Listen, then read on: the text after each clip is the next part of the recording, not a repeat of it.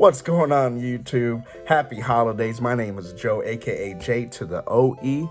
Today we're going to talk about a holiday buying guide for the Nintendo Switch. But before then, please make sure to like, subscribe, hit that notification bell, and here we go.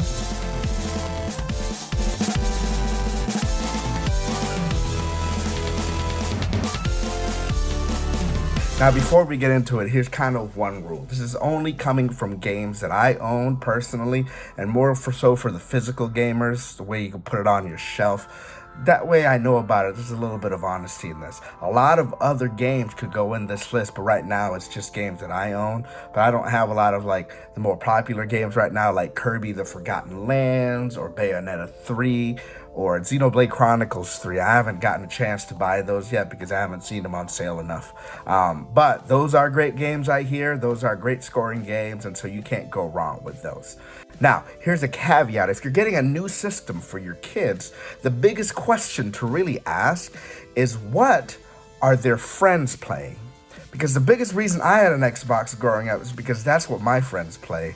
And throughout all the Xbox generations, we just kept playing Xbox together. And really, it was more about the buddies that were playing with me rather than the games that I was playing. So I used it as a time for social time. And so the question to ask is, what are their friends playing and what system do they want? So if it's an Xbox, you go with the Xbox. Today we're going to talk about the Switch. And I'm assuming you already have a Nintendo Switch with you. If you don't, they come in three sizes. The first size is this here. This is a Switch Lite. You could only play it in handheld. It's small. It's great for traveling. Only kids. The bad part about this with kids is that parents, you can't play with them. You know what I'm saying? And so I wouldn't go with this as a parent because I want to play video games too. The other Switch we're talking about is the regular one and the one with the OLED screen, the OLED screen right here. It's a bigger screen, so it's great for when you're doing a lot of handheld gaming, like if you go to your room or by yourself. And also, it's really great when you have family over and everybody's playing. And so, for me, my recommendation is either go with a regular Switch or pay the extra $50 to go with the OLED Switch. And the only reason you do this is to have a better screen. There's no other difference. It's not faster. It doesn't have better graphics. It really just has a better screen. So, get this. So what we're going to start off is just the overall fun games. If this is the first time you've had the Switch, you have to get these games. You know, if you don't have these games, these are the best games that I feel are on the Switch. I mean, you can't go wrong with these first two, which is Zelda Breath of the Wild and Mario Odyssey. Whenever my friends buy Switches, I tell them to get these games. Now, it kind of ruins it because these, in my opinion, and a lot of others' opinion, these are the best two games on the Nintendo Switch. So after you play this, it's a little bit downhill, but, you can't go wrong with Mario Odyssey and Zelda Breath of the Wild. Another thing is, this saved us in COVID time, Animal Crossing. Animal Crossing is a great game. You build your own island, and you get to play with anthropomorphic animals and have them as your neighbors. It's a cute game, nice and cozy. So that's a great game. I'm really enjoying Luigi's Mansion. It's about time. It's Luigi's time to shine. And so it's great for him to have his own game. He's in a hotel. It's not scary, even though it's kind of like a haunted mansion style thing. And there's a lot of good puzzles in this. Now, for me, what I've been enjoying lately, and I can't get enough of, is No Man's Sky. No Man's Sky is, I call it Animal Crossing on crack. So here, you get with anthropomorphic animals, and they're your neighbors, and it's one island. Here is the entire universe. You can just go anywhere you want. The map is almost infinite, and meet other aliens and learn languages and learn different cultures. I'm a nerd, man, and I've been loving this game. And I also have been loving Shifu. It's a great martial arts game if your kids are into martial arts. It's a little challenging, I gotta tell you, but it's just really, really good fun. Now, the next portion is if your kid or you yourself are readers, if you like strong narratives, really good gameplay. These are the games in my recommendation. Life is Strange, True Colors. Danganronpa Decadence. Now this is kind of a mystery novel, and a lot of these there's a lot of reading, but it's like you're part of the story, and you really get into it. And this one, you get stuck in it's in a school or in some sorts, and it's kind of like a Saw style where people are getting murdered, and you got to figure out who it is in order to escape. The Great Ace Attorney Chronicles, if you're into like Sherlock and mystery and courtrooms and stuff, this is a really, really great game for that. And 13 Sentinels. This is kind of a visual novel and part strategy RPG. And so it's really fun if you're into science fiction, and the story is amazing. It has these, like, you go through 3 timelines, and without spoiling a lot of things, like, you gotta pay attention to what's happening, but it's really, really cool. Here.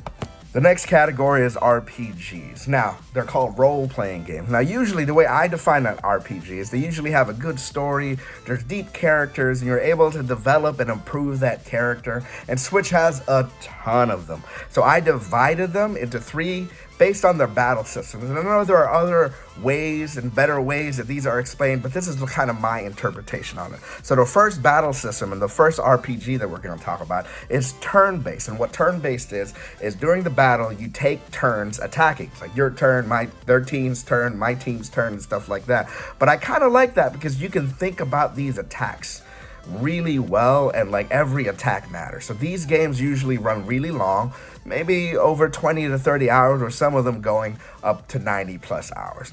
So some turn-based RPGs that I really like, one I don't have because I let my friend borrow it, is Persona 5 Royal. It's so good. It's about 90 hours. You really get into the story. Story has twists and turns, and man, I did not get bored in the 90 hours in order for me to finish it. And so I completely recommend that. And I have others here, and I'm not going to go through every game, but I will talk about some games that I really, really like too. We're going to start off with Ni no Kuni. It's a turn-based RPG. Now, man, I got to tell you, if you want to cry within the first hour of a game, play this game. This thing will tug in your heartstrings. Octopath Traveler, Monster Hunter Stories, Wings of Ruin. That's great.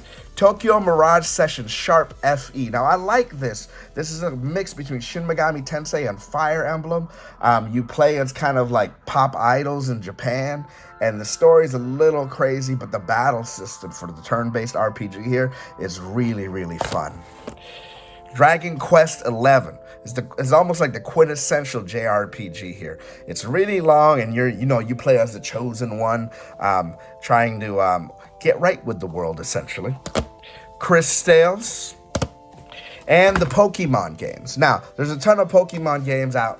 The newest one is Pokemon Violet and Pokemon Sapphire. I don't have that yet, but these are my favorites, and arguably this is one of the better ones, Pokemon Arceus. This came out this year in like the winter time, and they really changed the battle system. It's open world. Man, you play in feudal Japan, and it's very much different than all the other Pokemon games. Man, I really like, for me, Pokemon Gen 1 Kanto region is my jam, and so I really, really like the Let's Go Pikachu. So for me, those are my recommendations, but if they already have it, the newest Pokemons are Scarlet and Violet. The next one we're going to talk about are strategy RPGs. And what strategy RPGs are, it's also turn-based, but you can kind of plot your people out on the field like a chessboard. So if you're into chess, if you're into strategy games, these are the games for you. Valkyria Chronicles 4. It's set in World War II. It's kind of a, what do they call it? Historical fiction, and it's really fun. Honestly, playing this made me watch Band of Brothers again. Like, it was great. Wargroove is a great game. Fire Emblem Three Houses is one of the best strategy RPG games I've ever played, and so play this game. It's great. Triangle Strategy, great story, great battle mechanics with the strategy. They use the terrain really well, higher and lower. Characters really well, and so that's a really good game as well. And Disgaea 6. Disgaea 6 is fun. Disgaea 6 is fun. It's not my favorite out of all of this, but it's pretty fun too if you still like the strategy RPG stuff. The last RPG I'm going to talk about is action RPGs. Where action RPGs is based on a battle system again. So when you press something, they'll hit you, and then the enemies come right at. There's no taking turns. You just kind of hit each other as you go. Vampire, where you play, or Vampire, I don't know, man. English is my second language. You play a vampire. That's really cool. Ni no Kuni 2, the second one. You don't need to have played the first one, but Ni no Kuni 2 has kind of a faster battle system than Ni no Kuni 1, and you're still gonna cry. There's still waterworks right there. Nier Automata. Nier Automata will make you question your existence. This is a great story, and it left me just like, man, what is life after I played this game? Persona 5 Strikers. Now, only play this game if you actually played Persona 5 Royal. It's a different battle system, but the only way you really understand the story is if you played the first Persona 5 Royal. There's Ys 8 and Ys 9. There's The Witcher 3, one of the best action RPGs I've ever played. It's really great. I mean, it's so good. I've played it in like 2 or 3 systems. And when the update for Xbox is coming out, I'm going to play that too. And this is great. This is like The Office. You know, you look for something to watch all over Netflix when it was still here. You go up and down. But really, you know, you're just going to go back to The Office. Like, it's a great game. Any of the Bayonettas, Bayonetta 2, Bayonetta 3. All I have right now is Bayonetta, the first one. Great action RPG. Monster Hunter Rise. And if you're going to get this, get the one that says Sunbreak on it. This one doesn't have it because I downloaded it. But Monster Hunter Sunbreak has all the new DLCs on it. So get that one. Kingdom of Amalur Re-Reckoning. Age of Calamity Hyrule Warriors. Fire Emblem Warriors 3 Hopes. Astral Chain. It's kind of a hidden gem, but it's a great action RPG. And really, the big dog here is Skyrim. Skyrim is fun. Skyrim, you're in a fantasy world, you know, and kings and queens, and you're the Dragonborn. You speak the language of the dragons, and yeah, this I've also played in like 3 or 4 different iterations because I'm a nerd. So this is if The Witcher was The Office, this is like Parks and Recs or Community. You know, something that you really just want to watch over and over again. The next one is for parents who are looking for games to play with their kids or just for their kids, you know. Any of the Lego games, Lego Incredibles, Lego Marvel Superheroes, really the great thing about them is whatever they're into, you can get a Lego for it. For me, I like Harry Potter and Lego Star Wars Skywalker Saga. These are, just because I like Star Wars and Harry Potter, I love these 2 games, and when Juan is old enough, he better love these games. No. But when Juan is old enough, hopefully he'll want to play these games with me. There's always game nights. You can do board games, even on the TV right here. Hasbro Game Night, Clubhouse 51 games. Like, there's a bunch of different games here, from chess to Mancala. You guys can really play it together. Dragon Quest Builders 2, if your kid is into Minecraft. This is a really great alternative. I actually enjoy this better than Minecraft just because it has a little story associated with it. And Captain Toad Treasure Tracker. You know, it's a puzzle game. It's easy, it's simple, but it can also be challenging. And you as the parent can help the child out as they kind of go through all the puzzles. Now, after this is into the party games, the family games, games that are fun with 3 or 4 people, with your kids or when people come over. These are the games that I love to reach for. Now, Super Mario 3D World is great because you can play 4-player co-op. It's super chaotic. Super Mario Party, or any of the other Mario parties. I think I have the second one here, so I'll come with that later. Super Smash Brothers. You can get, oh man, in my family functions, because you can get 8-player versus on this thing, and so it is insane. And everybody from like the 6-year-olds all the way to the 40 to 45-year-olds love this. You know, it gives us an opportunity to show our kids who's boss. You know what I'm saying? Any of the Turtle games, the Cowabunga Collection or Shredder's Revenge. I kind of recommend Shredder's Revenge a little bit more because you can do up to 6 players at the same time here. The Cowabunga Collection only goes up to 4. But what's great about this is the nostalgia factor. So maybe this is for the parents and this is for the kids. And the great thing is they're both around $30, $40. So that's great. Nintendo Switch Sports. If If you remember the Wii Sports with the bowling and the tennis and all of that, this is the same updated thing except for the Switch. Marvel Ultimate Alliance 3. If your kid is into Marvel, you guys can play this through the story together. It's really great fun. Scott Pilgrim vs. the World. Streets of Rage 4. Moving Out. It's kind of like Overcooked. Basically, you're team up to 4, and you have to move out of house. I know it sounds mundane, but it's fun and crazy. This is the other Mario Party. Mario Party Superstar. A lot of people think this is the better Mario Party. This is a little bit tougher and more challenging. I kind of like the other one, only because for me it has good memories associated with it, and it's the one me and my wife really like to play together because we win more. This one, the computers kick our butts, so we only want to play this when we really want to challenge. If your kids are nerds, the Big Brain Academy, Brain versus Brain. You know, a lot of these are logic puzzles, math problems. And what's cool about this is every player up to 4 can get their own difficulty level. So you, being the genius of the household, can put yourself in advanced, and you can put your kids on like the intermediate or the easy level. So that way you can kind of still be on the same playing field and still playing the same game. Killer Queen Black is kind of a hidden gem. It's a 4v4 craziness. You know, you could play, man. There's a lot of objectives here, too many to get into, but this has been a really fun party game for me. And the last thing is Burger Time Party. If you remember the old Burger Time arcade, this is that, except up to 4 players. This is great. Bing! Okay, this is a little revision for future Joe, even though I'm wearing the same t-shirt. As I was watching this video, I realized I forgot one final party game. It's the quintessential party game. It's the first game I bought in the Nintendo Switch library, and it's Mario Kart 8 Deluxe. This is a great game, up to 4 players, and this is actually, there's a deal right now during the holiday season. It's the same deal they've had for the last 4 years, but you can buy a Nintendo Switch and have Mario Kart 8 Deluxe along with it. So forgive me for that, and now back to the regularly programmed thing.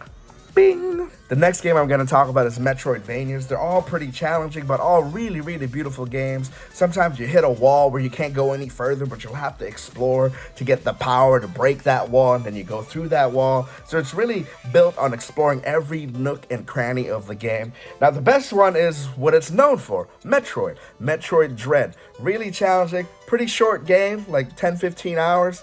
Maybe under 10 if you just get good, but it's fun. You know, I've replayed this 2 or 3 times. It's a really fun go. Any of the Ori games, either Ori and the Blind Forest or Ori and the Will of the Wisps, another beautiful game and something that'll tug your heartstrings and make you cry in the first 10 minutes again. I don't know why I like that. I like darkness, I guess, my old friend. Shovel Knight and Hollow Knight. So all of these are really fun Metroidvanias. Now this next category is something I call the I don't have time to play games category, where you really want a full experience within 10 to 30 minutes. You know, you only have so-and-so time to play video. You want to play video games, but you don't have that much time. So these are the games I recommend for that. Splatoon 3, it's kind of a shooting game, except it's not a shooting game. Your objective is to paint the ground, not really to kill people. And so you could do, like, each round is 3 minutes. And so you could literally play for 10 minutes and have gone like 3 rounds. Any of the racing games, so Hot Wheels, Need for Speed, those are great, just 10-minute full experiences there. Any sports games, NBA 2K23. You know, if you have 10 minutes, you just want to play a quick game, that's the way to go. Tony Hawk is also a great game for that, just ready to go. Hades is a great game for that because this is a roguelike, which means you die often, but then you get more power-ups. So you can just go, you know what? I'm a play until I die 3 times, and then probably it's gonna take 10 minutes. You know, and so it's really fun. The other one is any fighting game. Right now, I have Street Fighter, the 30th Anniversary Collection, but any other fighting game will do. That'll really just, if you need a quick experience, but you don't really have time to play a game, these are the games that I recommend. And finally, these are the games that I couldn't really put in the category. I call them weird games or maybe hidden gems. I don't see them a lot. So if you're looking for like the gamer who kind of has everything, like all the games, more than likely they might not have one of these games. Eastward, it's kind of like a Zelda type 2D game. Great story there. John Wick Hex. It's a strategy game with John frickin' Wick, man. Like it's fun. You got to think about every move, and you kind of move in a hexagonal pattern, and it's a great kind of brain teaser with some John Wick killing. Any of the Little Nightmares, Little Nightmares 1, Little Nightmares 2, that's really fun. It's a creepy game, and some of y'all like that. I know I do. Sakuna of Rice and Ruin.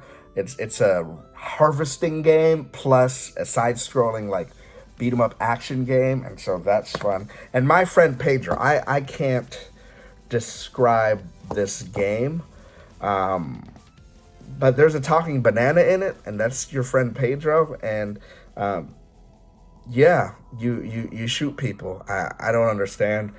All I know is that it's really fun. Well, there you have it. I hope you guys have enjoyed. Happy holidays. Stay safe. Really, just have fun gaming. Have fun gaming with your family. And hope to see you next time. Please don't forget to like and subscribe.